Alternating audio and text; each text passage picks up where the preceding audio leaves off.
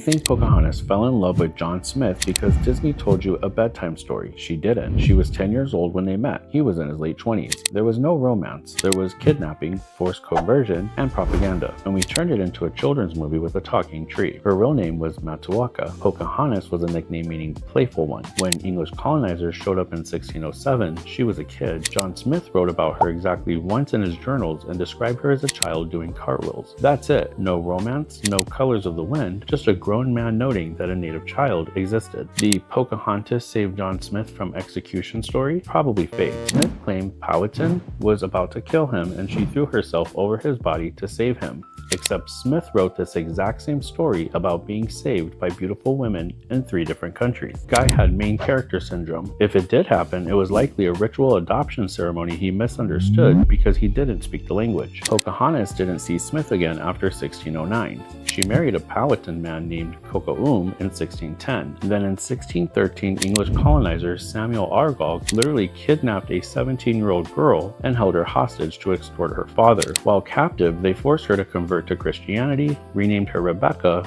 and married her off to tobacco planter John Rolfe in 1614. This wasn't love, this was a political transaction. The English wanted peace with Powhatan so they could keep stealing land. Marrying Pocahontas to an Englishman was propaganda. They took her to England in 1616 to parade her around like a circus attraction. Look at the civilized savage princess. She was used as a marketing tool to get investors for the Virginia colony. She ran into John Smith in London, and according to him, it was romantic.